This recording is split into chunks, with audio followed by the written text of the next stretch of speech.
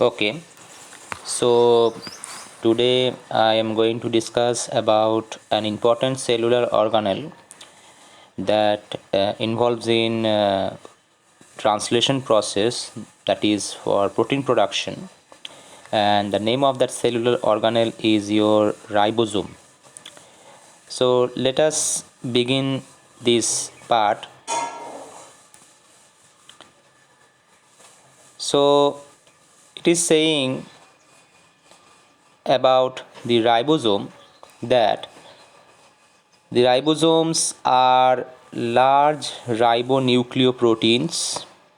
Okay, that means they are made up of RNA and proteins, consisting of RNA and proteins, ubiquitous, that means it exists in all cells, that translate the genetic information stored in the messenger RNA into polypeptides. So ribosomes are actually made up of RNA and proteins which are found in all the cells, and their main mechanism is to decode, okay, to translate, okay, to change the genetic information from mRNA into linear chain of amino acids which are called as polypeptides. Now why we call them as polypeptides? Because multiple peptide bonds are being used for attachment of one amino acid to the other amino acid. So the ribosome is approximately a globular structure. Okay, that means it is a spherical in structure, and average diameter is ranging from 2.5 nanometer up to 2.8 nanometer. So normally in E. coli cells, which is a prokaryotic organism, they have ribosome about 2.5 nanometer in size, and in case of mammalian cells they have 2.8 nanometer size of ribosome. Functional ribosome consists of two subunits. Okay, functional ribosome consists of two subunits. One is large subunit, one is small subunit, and they are all unequal size, known as large and small. Ribosome consists of rRNA. rRNA means the ribosomal RNA, and also the R proteins, which are called as ribosomal proteins.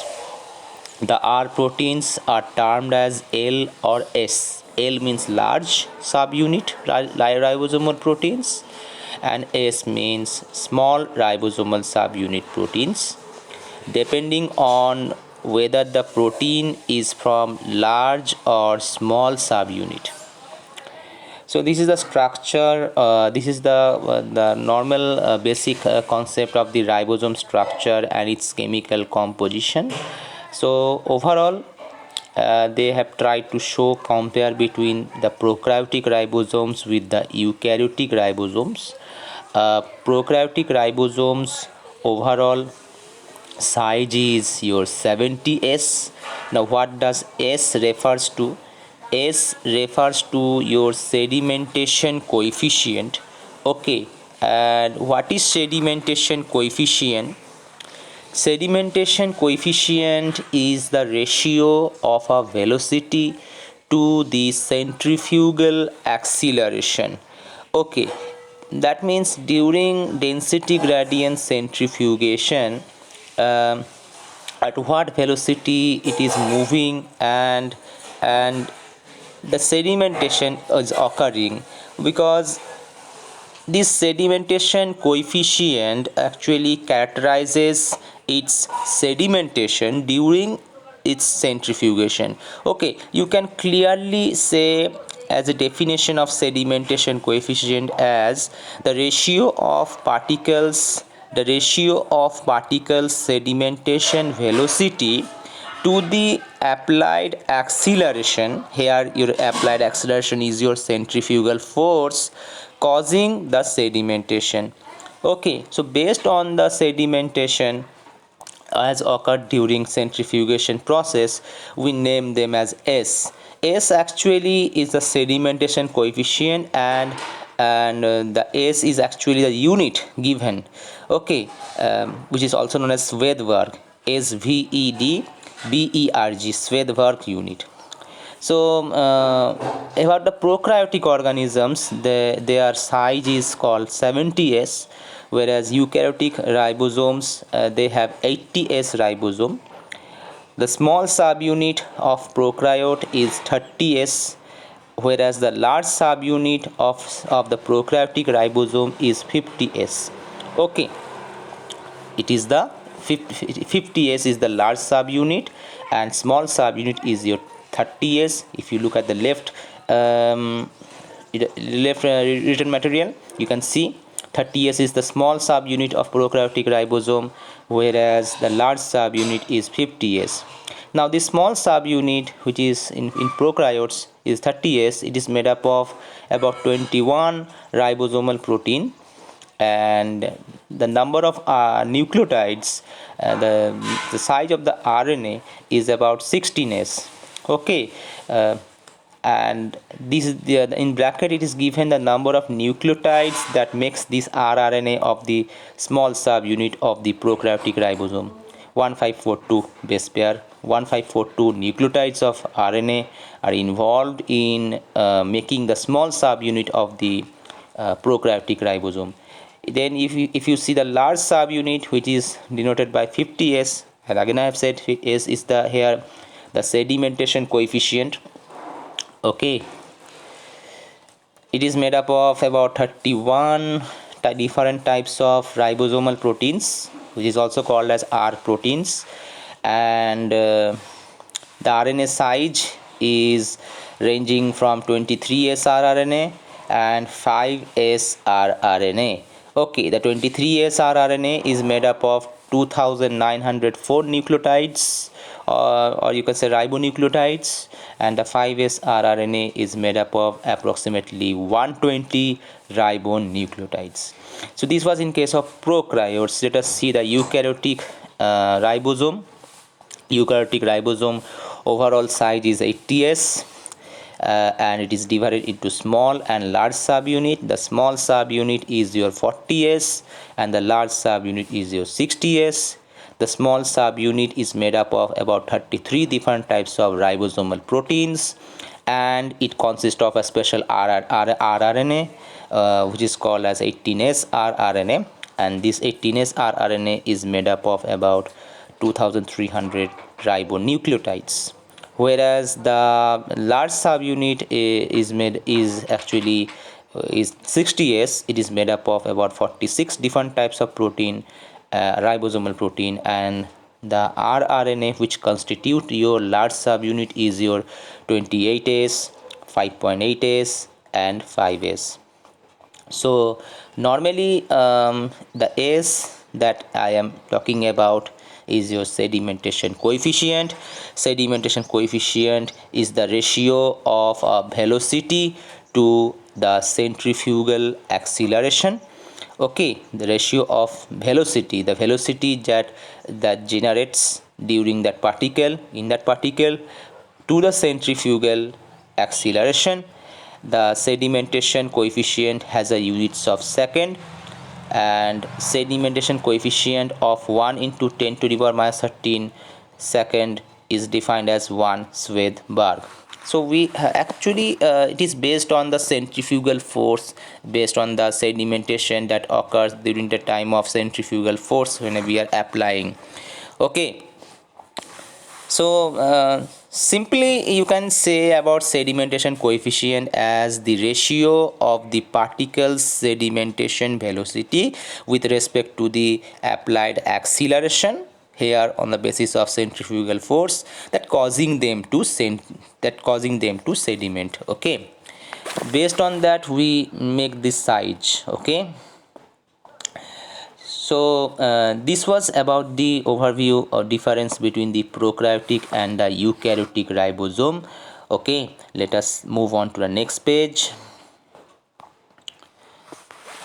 The rDNA organization. Okay, the rDNA or the ribosomal DNA, from where we will get the rRNA.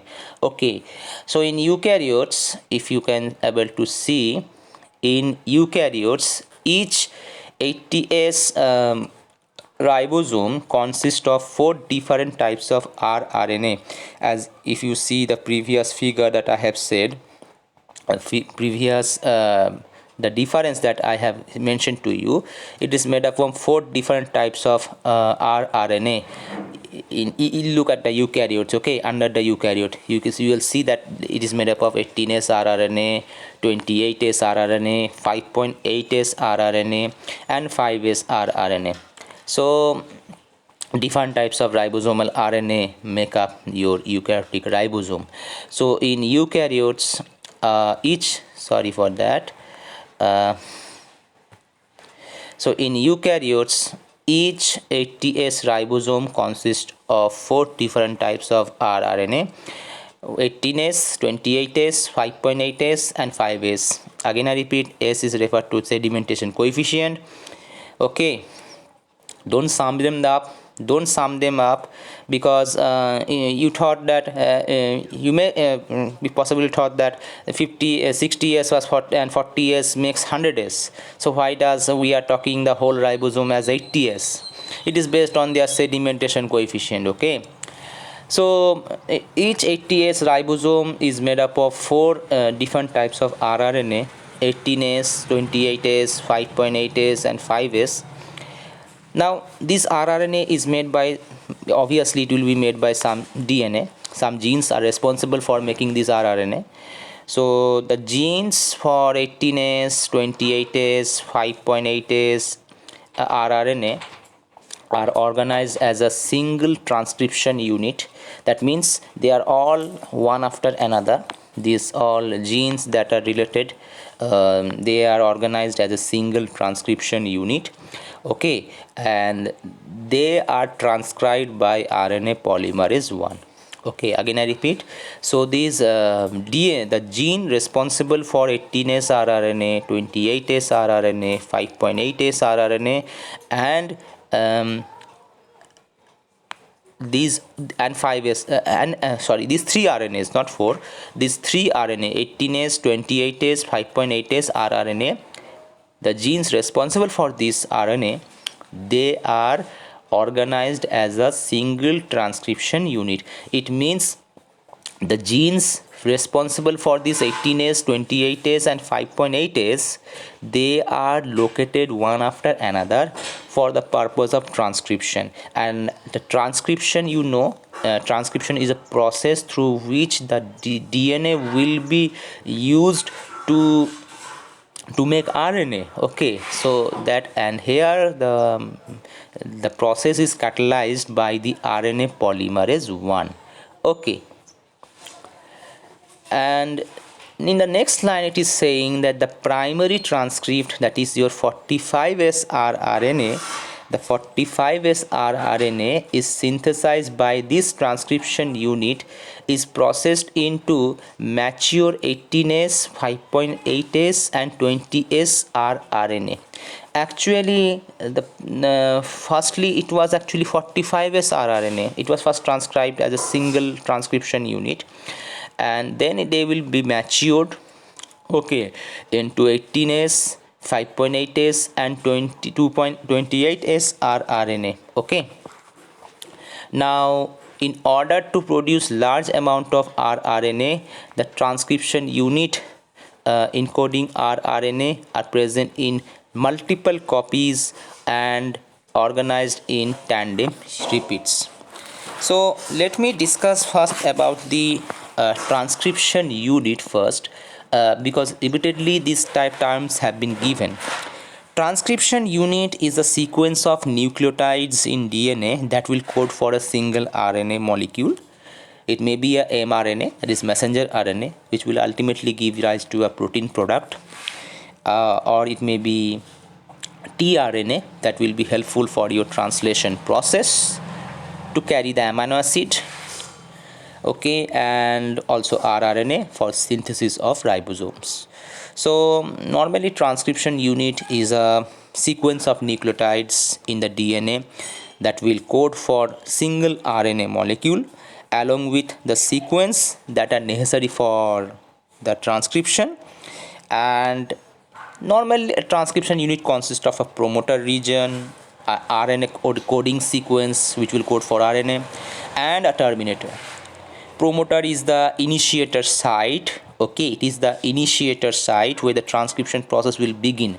All the transcription factors, RNA polymerase will organize themselves and bind in that region of promoter.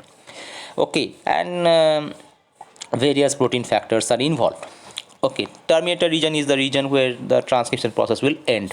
Okay, so this is called transcription unit, and it is saying that, wait for a minute.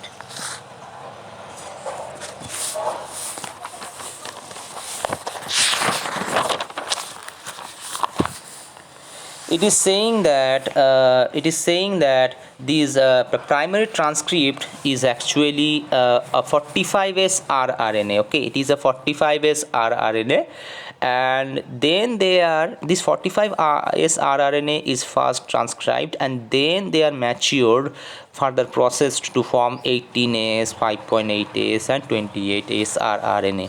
Now, in order to produce large amount of RNA, the transcription unit that encodes rRNA are present in multiple copies and organized in tandem repeats. So those gene responsible for the formation of this 45S rRNA to mature into this 18S, 5.8S, and 28S rRNA, they are organized tandemly so that large amount of this type of RNA can be produced. Tandemly means they are repeated. Okay, they are repeated one after another. Okay, the gene responsible for 18S, 5.8S, and 28S rRNA, they are located one after another in a tandem fashion. That means adjacent to each other. Okay, it may be a more than 5 nucleotides, they are repeated. Okay, directly they are adjacent with each other. Adjacent means next to each other. Okay, and each cluster in eukaryotes consist of tandem repeats, with each unit separated by a non-coding spacer DNA sequence. So that cluster of rRNA genes, each cluster in eukaryotes consists of tandem repeats, with each unit will be separated by a non-coding spacer DNA sequence. So there will be a spacer DNA region which will separate one cluster to the other cluster. Now, what is actually cluster means? Cluster, or very well you can say about gene cluster. Okay, so gene cluster is a group of 2 or more genes found within the organism's DNA that encode a similar polypeptide or protein which collectively share a same generalized function. So they are actually a group of 2 or more genes found within the organism's DNA. They will code for the same polypeptide. Okay, so repeated cluster regions are separated one from one another by the tandem by the spacer DNA sequence. Okay, you can see here in the figure 3.30, the RNA gene cluster called rDNA, they are part of the moderately repetitive DNA fraction and present in clusters at various chromosomal sites.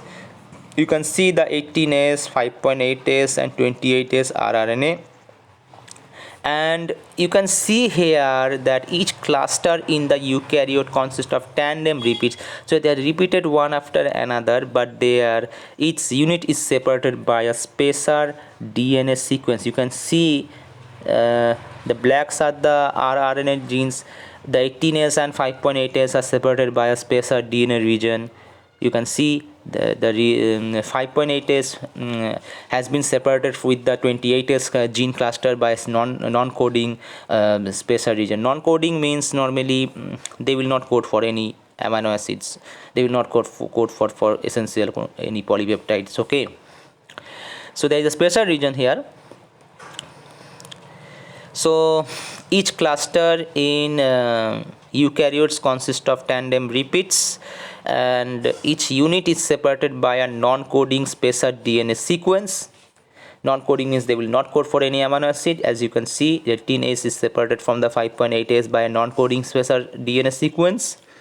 rRNA gene cluster are commonly called as ribosomal DNA. In human, the chromosome number 13, 14, 15, 21 and 22 contain this type of gene clusters. Now normally in human, this gene cluster that code for these 18S, 5.8S and 28S rRNA, they are actually found in these chromosomes, in chromosome number 13, 14, 15, 21 and 22. And these gene clusters are actually associated in a region. In each chromosome of 13, 14, 15, 21 and 22, these gene clusters that we are talking about, okay, that codes for say 18S rRNA, 5.8S rRNA and 28S rRNA, these gene clusters within these chromosomes that has been mentioned here, they are located in a special region in a chromosome known as the nucleolar organizer region. What is nucleolar organizer region? It will be morely elaborated in your nucleus chapter. Nucleolar organizer region are the chromosomal landmarks. They are the sites that consist of tandemly repeated sequence of your ribosomal genes, that is your rDNA genes. Okay, so again I repeat, nucleolar organizer region are the chromosomal landmarks. Landmarks means they are the sites that consist of tandemly repeated sequence of ribosomal genes, which are the rRNA. Okay, and in eukaryotes, each nucleolar organizer region is composed of 3 genes. The nucleolar organizer region in eukaryote consists of 3 genes, as we can see, genes for coding 18S, 5.8S and 28S rRNA. Okay, and these genes are tandemly repeated, but they are in clusters. Okay, the 18S rRNA are in clusters, that is separated from the 5.8S rRNA, okay, and from the 28S rRNA by a non-coding spacer DNA sequence. Okay, so in this way, within the nucleolar organizer region, these genes are actually coding for 18S, 5.8S and 28 rRNA are located. Now remaining 5S rRNA that I have not mentioned, the fourth rRNA that is needed for making your ribosome. Okay, the 5S rRNA is a part of separate transcription unit. It is formed separately. Okay, it is fully separated from this rRNA, but they together they will make ribosome. Okay, they are also the part of ribosome, this 5S rRNA.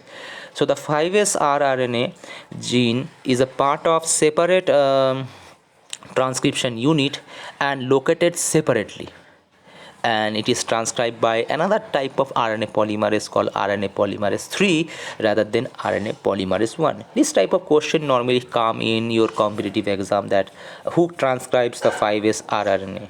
Obviously RNA polymerase will transcribe, but what type of RNA polymerase transcribe this 5S rRNA? That will be your RNA polymerase 3. RNA polymerase 1 transcribe those rRNA, that is the gene that code for 18S rRNA, 5.8S rRNA and 28S rRNA, while the gene that codes for 5S rRNA are transcribed by RNA polymerase 3. And the 5S rRNA are also organized in a tandemly, that means they are organized in a tandem arrangement, one after another, adjacent to each other. And in human, a gene cluster encoding 5S rRNA, the gene cluster encoding for 5S rRNA has been located on chromosome number 1. So normally the gene coding for 5S rRNA is located on chromosome number 1. Okay, let us move on to the next page now. I hope you have understand this one. Okay, now wait for a minute.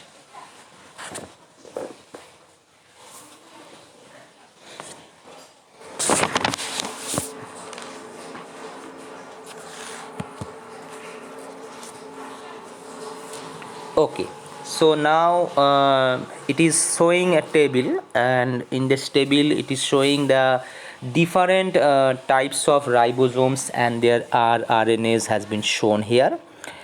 You can see here about the bacterial, so about the different types of ribosomes that are found. Like the bacterial ribosomes are normally called as 70S, and what type of rRNA are involved in making the bacterial ribosome. For the large subunit of bacterial ribosome, 5S and 23S rRNA is specially needed, and for the small subunit of the bacterial ribosome, 16S rRNA is needed. The 16S RNA is very important for locating the ribosome to the mRNA, because the 16S rRNA has such nucleotide sequence which is complementary with the sequence found on the mRNA that will be coded for protein. Then chloroplast rRNA is also called as 70S. It is made up of the same type of RNA, 5S, 23S. This rRNA is needed for making large subunit of chloroplast ribosome, and 16S rRNA needed for making small subunit of ribosome. Mitochondria also itself have its own RNA. It itself has its own ribosome. The mitochondria have its own ribosome called as 55S.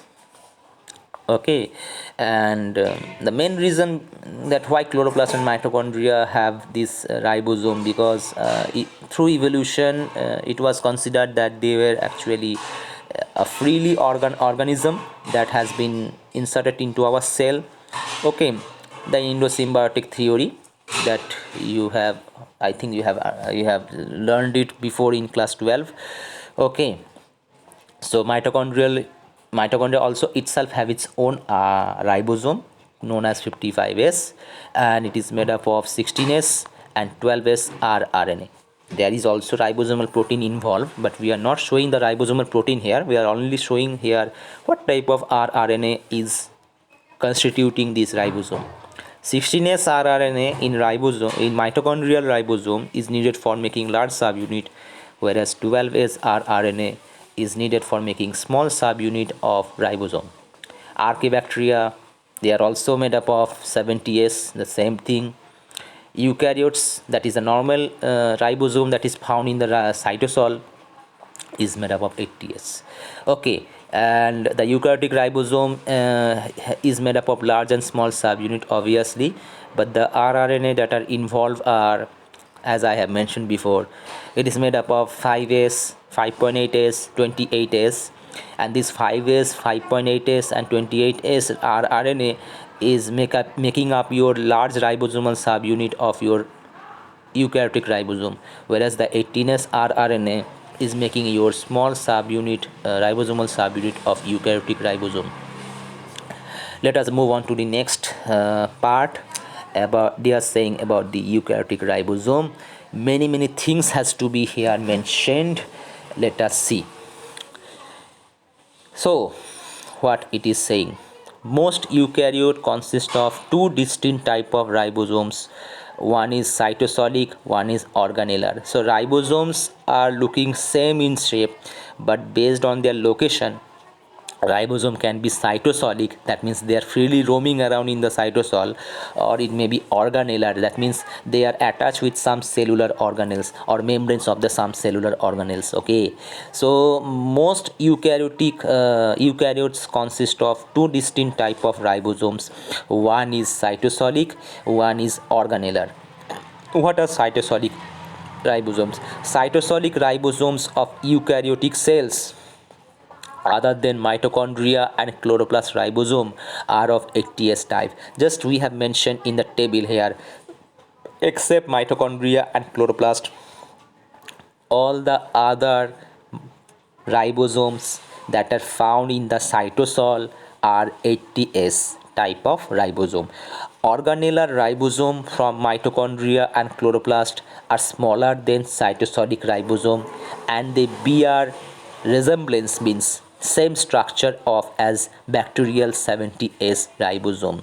So if you compare the mitochondrial ribosome and chloroplast ribosome with the bacterial ribosome, they are almostly the same. Although the mitochondrial ribosome is of 55S, but if you see the chloroplast ribosome, they are like similar with the bacterial ribosome 70S. There are two spatially separate populations of ribosome in the cytosol. One is membrane bound ribosome attached to the cytosolic side of your endoplasmic reticulum. ER means endoplasmic reticulum membrane, and free ribosome which are unattached to any membrane. That means according to the position also, ribosomes are of two types. One type of ribosome freely moving around in the cytosol making cytosolic proteins, polypeptides. Okay, that is they are actually free ribosomes, and another type of ribosomes are there which are membrane bound ribosomes. That means you can able to think that membrane bound means they are attached to some membranes, and most of the membranes that these ribosomes are attached to the endoplasmic reticulum membranes. That's why we name them as rough endoplasmic reticulum or RER. So rough endoplasmic reticulum is actually those endoplasmic reticulum that have their ribosome attached to their outer membrane. Now membrane bound and free ribosomes are structurally and functionally identical, same function. According to the position we name them membrane bound and cytosolic, but their structure, the function of these ribosomes are same. They differ only in the proteins that they are making at any given time. Yes, the function is same, structure is same, but the membrane bound ribosome is producing or catalyzing the synthesis of different type of proteins as compared to the cytosolic or free ribosome that are making proteins. So the protein production that they are making is different at any given time. Okay, now normally in cytosol a single mRNA has a number of ribosomes that are moving in 5 prime to 3 prime direction, each making a separate but identical polypeptide chain, and the entire structure is known as polysomes or polyribosomes. So actually what happened, your mRNA is there in your cytosol that has been coming from your nuclear pore from the nuclear pore complex. The rRNA has been the mRNA has been moved towards the cytosol, and the ribosomes starts to make protein synthesis protein. But it has been observed that a number of ribosomes, not one or not two, many ribosomes are starting to bind with this mRNA and start making synthesis of protein. Okay, identical polypeptide chain that they are trying to make, and this structure is known as polysome or polyribosome. I will give you a figure of the polysomes and polyribosomes in the group later on this video, after this video lecture. So what is polysome actually? Polysome, simply imagine two or more ribosomes translating an mRNA sequence simultaneously. That means first what happened, first the ribosomes have been binded to the special region called ribosome binding site in the mRNA. This ribosome binding site is complementary to one of the rRNAs found in the small subunit of the ribosome, and they start to assemble and start to translate. By the time they have translated a few nucleotides away, another ribosome bind to that same RBS or ribosome binding site region. In this way, one after another, many ribosomes can attach to the mRNA sequence and translate that mRNA sequence simultaneously. Okay, and if you see original pictures of polysomes, it will appear as a bead on a string, just like a bead on a string. Okay, just like beads on a string, you will can able to see the polysomes. Okay, and each bead represent a ribosome. The strings are your mRNA strand. Okay, so these are actually polysomes.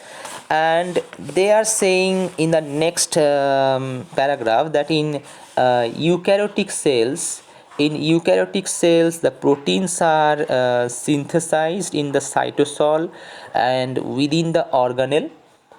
In eukaryotic cells, proteins are synthesized in the cytosol and within the organelle also, like in mitochondria and chloroplasts. In cytosol, proteins are synthesized on membrane-bound as well as membrane-free ribosomes. So it is saying that in eukaryotic cells, the proteins are synthesized in the cytosol, that means in the cytoplasm, and also within the organelles. Proteins are also synthesized within the organelles, like within your mitochondria, within your chloroplast. In cytosol, the proteins are synthesized on membrane-bound ribosome as well as on membrane-free ribosome. So in cytosol, the proteins are synthesized either on membrane-bound as well as on membrane-free ribosomes. That means either they are synthesized, not either, based on the what type of proteins are getting synthesized, whether they are secretory proteins. Okay, based on that, proteins are synthesized on membrane bound ribosome as well as on membrane free ribosome found in the cytosol freely. Proteins that are imported into the organelles like mitochondria, chloroplast, peroxisomes are synthesized on membrane free ribosomes. Now those proteins, remember always, those proteins that has to be imported into the cellular organelles like your mitochondria, like your chloroplast and peroxisomes, they should be synthesized on membrane free ribosomes in the cytosol, whereas the protein which are involved in secretory pathway, okay, by membrane bound vesicles, that type of proteins are imported into the endoplasmic reticulum Golgi system and are synthesized on the endoplasmic reticulum membrane bound ribosomes. This ER or endoplasmic reticulum Golgi system is a part of endomembrane system, and this endomembrane system is simply consists of three organelles, cellular organelles which are involved. One is your endoplasmic reticulum, second is your Golgi apparatus, and third is your lysosome. Okay, so these three make your endomembrane system. So those proteins that are meant for secretion, they have to be passing through the ER Golgi system, and those membrane which are targeted to import into the organelles like your mitochondria, chloroplasts and peroxisomes, that type of proteins has to be synthesized on free ribosomes. Okay, and membrane bound ribosomes are involved for secretory for transport of secretory proteins. Okay, let us move on to the next page. So here a simple thing has been said, okay, about the proteins synthesized by different types of cellular ribosomes. The first is saying membrane free ribosome. Membrane free ribosome means those ribosomes that are found in your cytosol freely. Okay, now what type of protein they synthesized? Okay, what type of protein they synthesize? Let us see. Soluble cytosolic protein, okay, then extrinsic membrane protein that are localized into the cytoplasmic surface. Some membrane proteins which has to be localized on the cytoplasmic surface like your actin, spectrin, which are actually cytoskeletal proteins. Obviously they have to synthesize in the membrane free ribosomes because the proteins will be acting on the surface of the cytoplasm, right? Then mitochondrial proteins encoded by nuclear DNA, that type of proteins has to be synthesized by membrane free ribosome. Chloroplast proteins encoded by nuclear DNA, okay, encoded by nuclear DNA means from the nucleus the gene responsible, okay, for making the chloroplast proteins or for making the mitochondrial proteins are transported into the cytosol, and then that first the DNA has to be used to prepare RNA for that, and then the RNA will be further processed okay, to form mature mRNA, and it will be transported to the cytosol, where your free ribosomes will translate them to form proteins, and their proteins are targeted to this mitochondria or chloroplast, okay, organelle. And peroxisomal proteins. Peroxisomes are actually another type of cellular organelle. If I mention you, it will be quite a bigger part. Peroxisomes, overview, if I say peroxisomes are membrane bound organelle, also called microbody, and they are found in the cytoplasm of all eukaryotic cells. And peroxisomes are actually an oxidative organelle. Sorry for that. They are oxidative organelle. Here, frequently molecular oxygen serve as co-substrate from which hydrogen peroxide are formed. Okay, so they are, peroxisomes are actually given the name because they generate hydrogen peroxide as a result, as they are oxidative organelles, and they are scavenging. They have scavenging activities. That means they normally do scavengers, just like scavenger remove the dirt from the area. Here similarly peroxisomes remove the waste products from the cells actually. They are also playing an important role in lipid metabolism. They also play an important role in lipid metabolism and in the conservation of your reactive oxygen species also. Sorry for that. Now let us see about the membrane bound ribosome. Membrane bound ribosomes are actually coding for your secreted proteins. Secreted proteins or secretory proteins are those proteins which are actually secreted by your cell. Okay, secretory proteins may be a hormone, it may be a enzyme, it may be some toxic products, it may be some antimicrobial peptides. Secretory proteins are synthesized by the ribosomes which are attached with the endoplasmic reticulum, as I have mentioned now. Okay, then integral plasma membrane proteins. Integral plasma membrane proteins, those integral proteins that has to be located in the plasma membrane. I have said you about the plasma membrane structure, that there are integral membrane proteins. So where these integral membrane proteins are prepared in the membrane bound ribosomes, because they has to be going through secretory pathway where they will be targeted to the plasma membrane, and there the protein will be targeted. Lysosomal proteins, then proteins, Golgi complex proteins, extrinsic membrane proteins localized into the extracytoplasmic surface like your fibronectin, etc.